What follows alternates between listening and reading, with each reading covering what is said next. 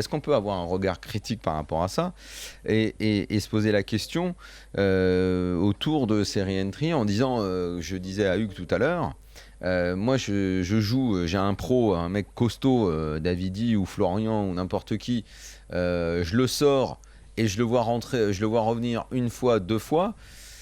Il y a comme une forme de frustration, surtout si le mec en plus va très loin derrière. Que faut-il penser de ces re-entry? Est-ce que c'est quelque chose qui est commun dans tous les tournois, dans tous les main events?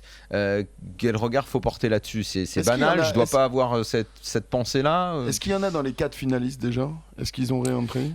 Alors Cool Chain, je sais qu'il n'a pas re-entry. Pour les 3 autres, faut qu'on se renseigne. Sébastien Comte et Guignol non plus. Guignol non plus. Ouais. Et d'ailleurs, au niveau de la stratégie et du changement de stratégie que provoque le re-entry, j'ai une anecdote sur Guignol. Il m'a expliqué en fait, il a joué le D1A, c'était son premier buy-in, et à un moment, les superviseurs ont annoncé au micro, c'est bientôt la fin des re-entry, genre dans 5 minutes ou après la prochaine main, enfin peu importe. Et là, du coup, Guignol, il avait moins que le tapis de départ, il avait 30 blindes. Oui. Il a fait tapis avec As-7.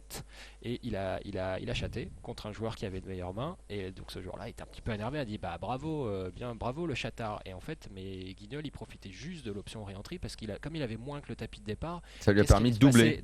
Qu'est-ce qui allait se passer dans le pire des cas? Il allait sauter et re-entry parce qu'il avait prévu de le faire, ce qui n'est pas le cas de tous les joueurs.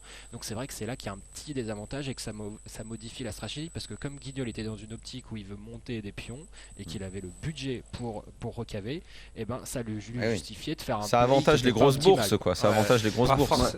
Pas forcément, parce que si tu as une petite bourse, justement, tu as des joueurs donc, comme Guignol là, qui a fait taper avec A7. Toi, tu te retrouves avec Roi-Roi. Certes, tu vas perdre le coup 30% des fois.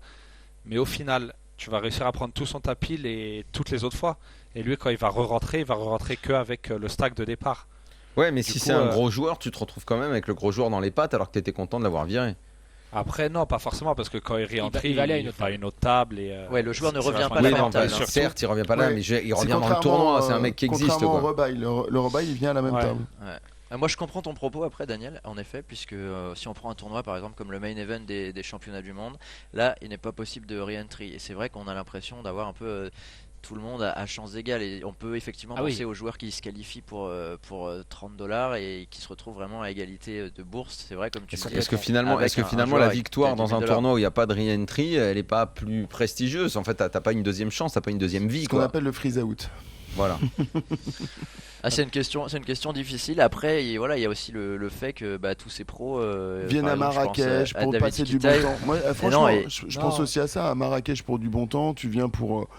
c'est difficile, imagine tu tombes sur une main as roi, tu perds. Mais c'est lieu. Hugues, franchement, moi je te sors un tournoi, je te vois revenir à la table, ça me saoule. Je suis content de t'avoir sorti. Moi je suis content de revenir avec toi. Après, il faut voir le fait aussi qu'il ajoute de l'argent au prize pool, et que si tu gagnes, Daniel, tu vas gagner beaucoup plus grâce à des joueurs comme ça. C'est vrai, c'est une bonne remarque. Voilà, donc Hugues, toi tu peux revenir quand tu veux à ma table. D'accord. Le re-entry, ça donne des chances supplémentaires aux joueurs qui le choisissent, mais il ne faut pas oublier aussi que ça a un coût, et donc que ça bénéficie au final aux meilleurs joueurs, et qu'il y a des joueurs qui vont re-entry, probablement, j'ai pas vérifié, mais j'imagine qu'il y a des mecs qui ont joué 6 buy-in. Et c'est arrivé à l'un des plus grands, c'est arrivé à David Iquitai qui a joué 6 fois, donc il a mis 3000 € alors que le prix d'entrée était de 500 €, et il n'a même pas fait le day 2, il a réussi à sauter 6 fois au day 1, donc ça peut arriver.